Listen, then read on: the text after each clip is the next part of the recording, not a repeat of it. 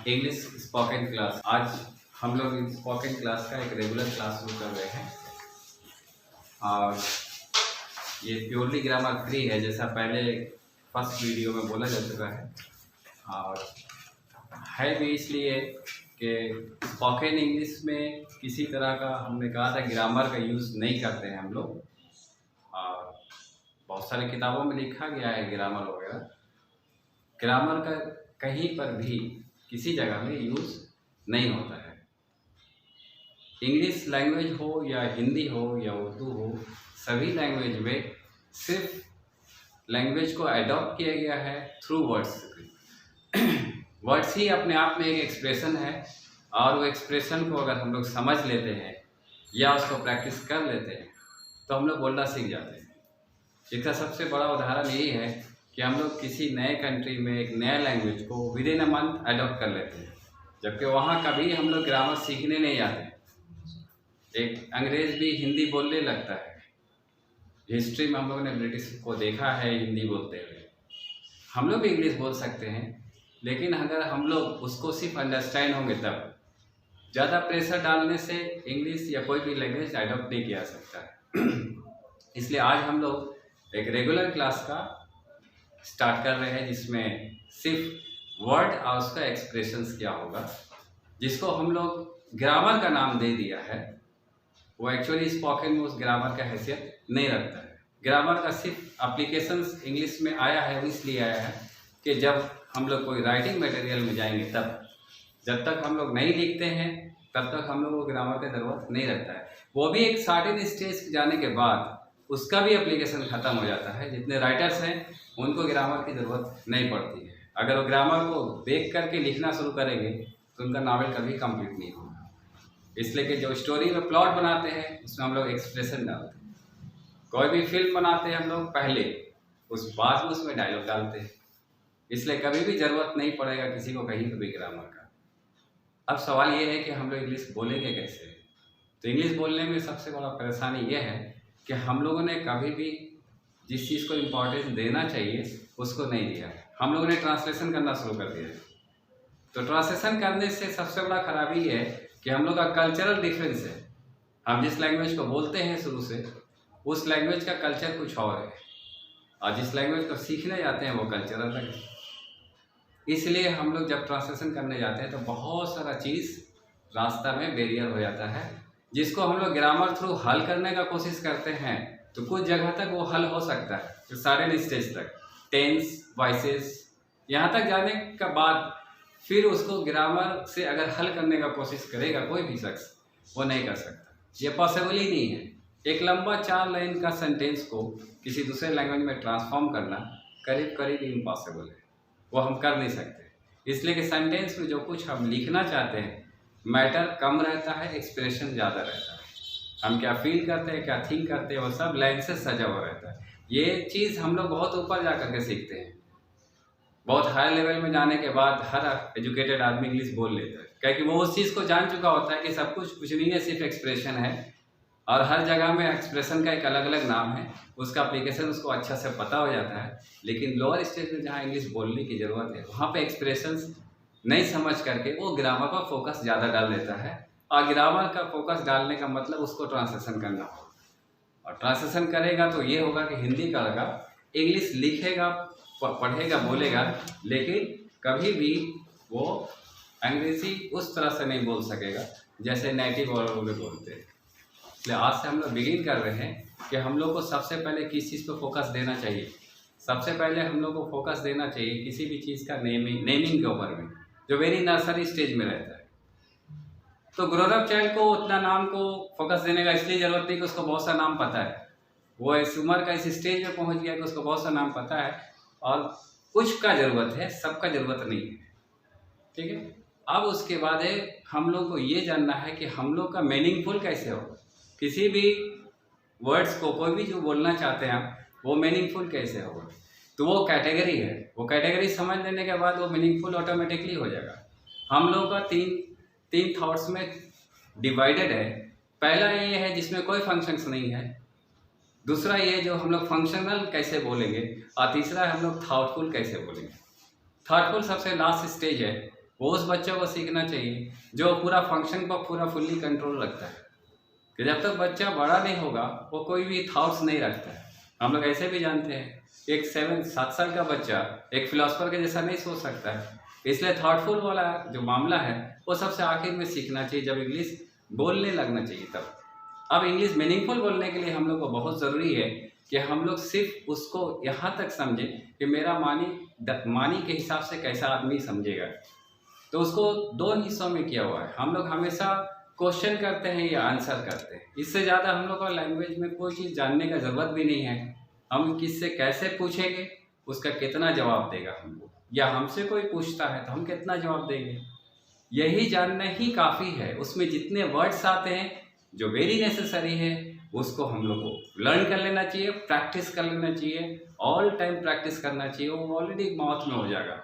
जिस दिन माउथ में आएगा वो बोलने लगेगा, उसको पता भी नहीं चलेगा कि वो इंग्लिश बोल रहा है। तो आज हम लोग का जो पहला लेसन है वो हम लोग को ये देखना होगा कि जो फंक्शनल नहीं है, जो करीब बहुत छोटा बच्चों को बोलना चाहिए, वो वाला में कितना हम जानते हैं। तो उस कैटेगरीज में सब आता है। उसके 2 हिस्से हैं, वो आपको समझ लेना है कि वो दोनों हिस्सा कौन सा है, और फिर उसका एडवांस फॉर्म कौन सा है जो वेरी ग्रोन अप माइंड लोग वैसा सोचता है और वैसा बोलता है। ठीक है, तो इसका सबसे पहला बिगिन ये है कि हम लोग का 2 टाइप्स में हो जाता है, जिसको हम लोग बेसिकली इस नाम से जानते हैं। इस नाम से जानते हैं, कुछ लोग इसको इस नाम से जानते हैं।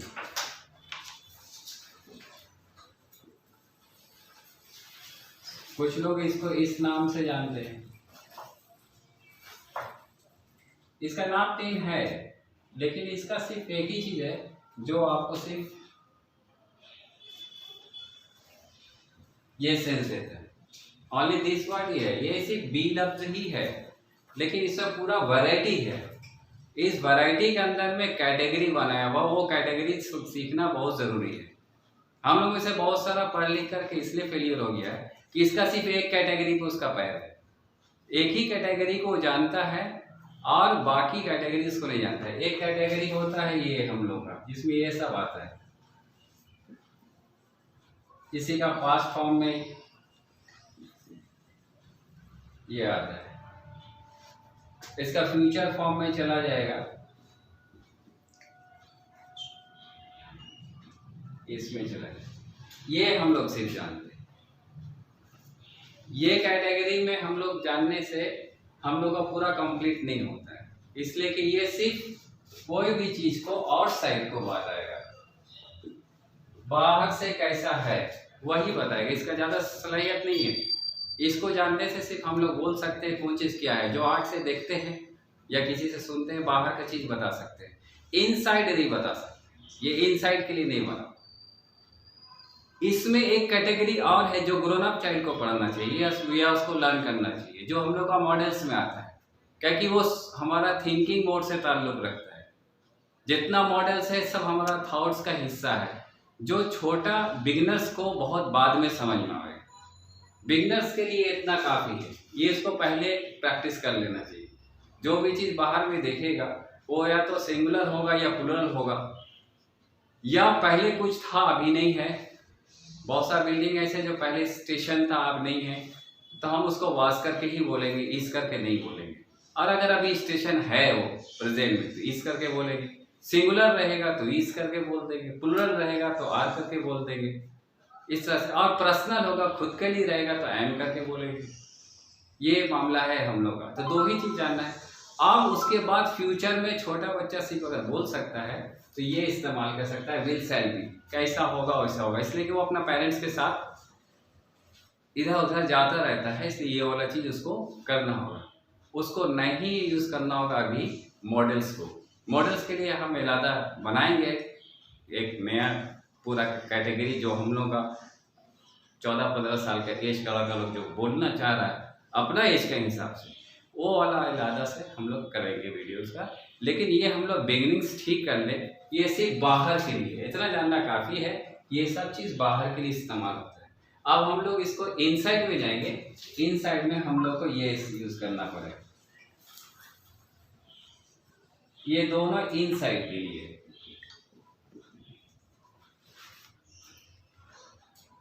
तो हम लोग दो चीज़ सीखा कि हम लोग को अगर किसी चीज़ का कोई फंक्शन नहीं करना, सिर्फ बताना है कौन क्या है क्या नहीं है, तो हमको यही करना होगा। आउटसाइड के लिए, इनसाइड के लिए यही करना होगा। हमको अब रहा सवाल कि इंग्लिश बोलने जाना है, तो या तो हम क्वेश्चन कर सकते हैं या हम आंसर दे सकते हैं। पेरेंट्स के साथ जा रहे हैं तो हमको पूछना ही होगा ये क्या है वो क्या है, ये हमको पूछना ही होगा उससे। तो हम जब पूछने जाएंगे तो हम लोग को माइंड में ग्रामर रटने की जरूरत नहीं है, हमको ये रटने का मुंह से पहले क्या बोलेंगे। ये स्पीकर खुद डिसाइड करता है कि हमको क्या बोलना चाहिए। अगर हमको क्वेश्चन करना है तो ये पहले बोलना होगा, और अगर हमको आंसर करना है तो ये बाद में बोलना होगा। इतना काफी है जानना कि इसको हमको पहले करना है क्वेश्चन में, और जब भी हमको किसी का जवाब देना है तो ये बाद में बोलना है। तो ये कैटेगरी फर्स्ट था जो हम लोग को प्रैक्टिस कर लेना चाहिए। दो चार हम लोग प्रैक्टिस करके देखते हैं, ठीक है। ये हम लोग प्रैक्टिस करते हैं।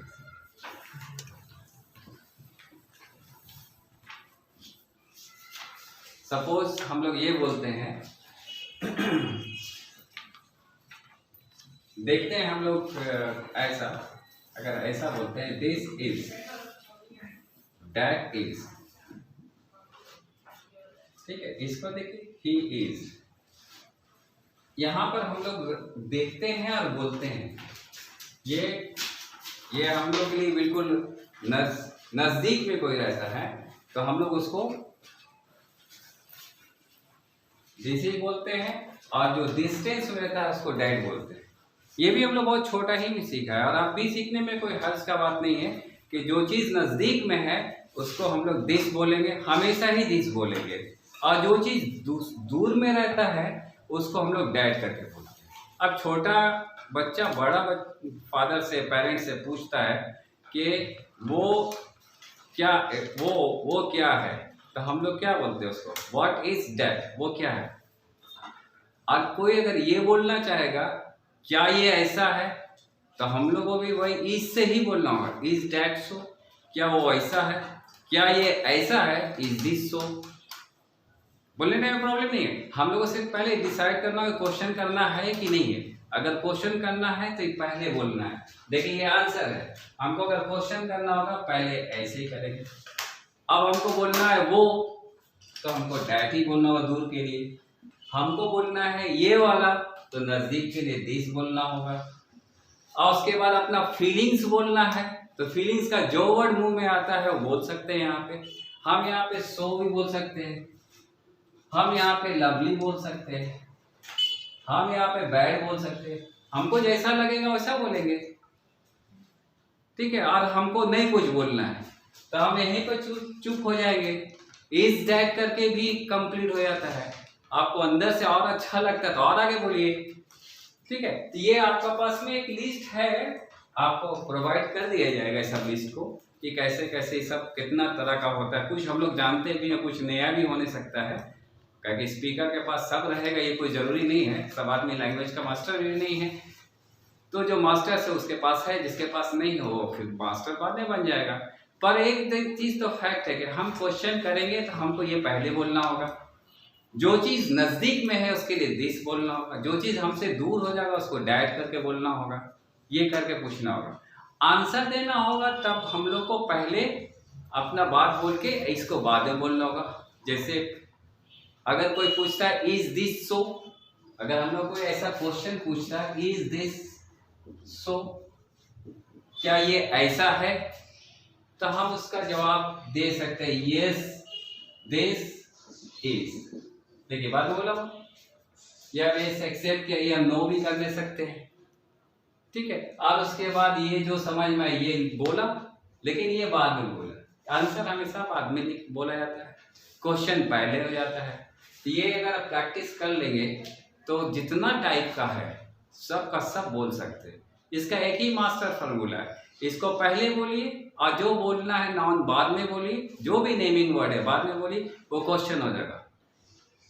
हम लोग ऐसा ही बोलते हैं इज ही, इसका साफ माने किया वो है, उसका जवाब देने वाला बोलेगा यस ही इज, हाँ वो है।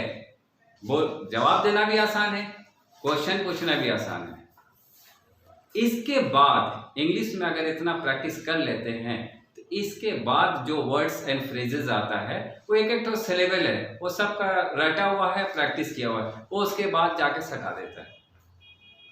जैसे हम लोग बोल सकते हैं is he good for us.